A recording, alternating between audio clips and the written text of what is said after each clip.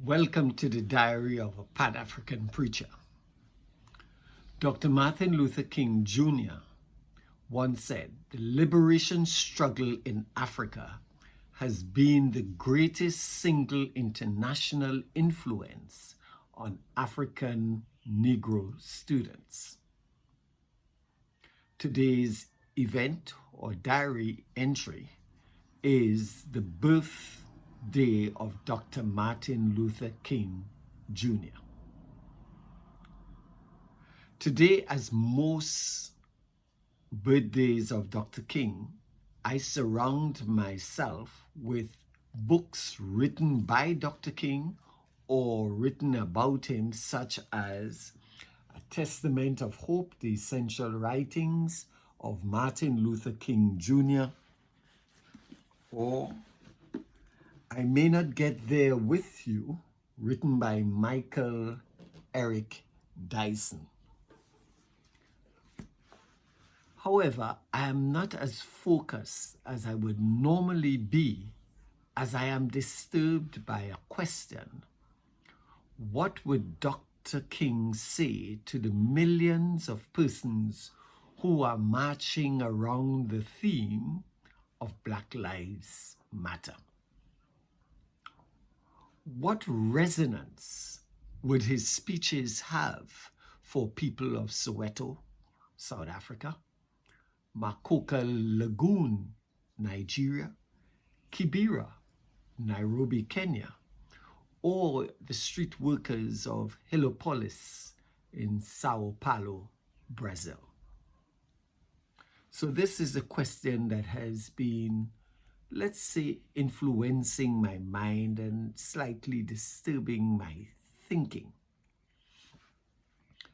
You see, I'm coming to a realization that this monumental figure of the civil rights movement, Dr. Martin Luther King, is almost unknown by the majority of Africans on the continent of Africa and many in the diaspora. I believe that Dr. King would have 5 things to say to those whose existence has been marginalized and devalued by racial injustice, economic inequality, and national insecurity.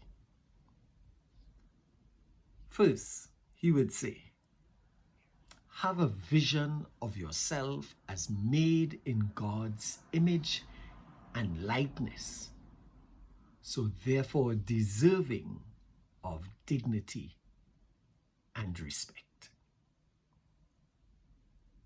Second, he would say, organize at a local, regional, or national level for change around a vision and in a community.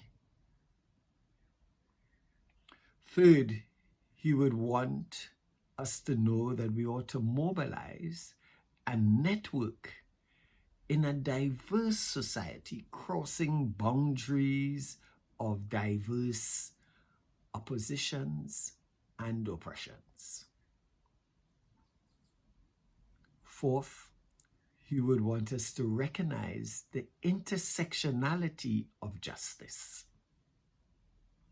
that injustice anywhere is a threat to justice everywhere. The fifth thing that he would want to say to the Black Lives Movement and to people of African origin and descent around the world would be, keep on keeping on, pushing forward towards freedom, what he calls the Promised Land, letting us realize that the arc of moral universe, or the arc of the moral universe, is long, but it bends towards justice. Ashe.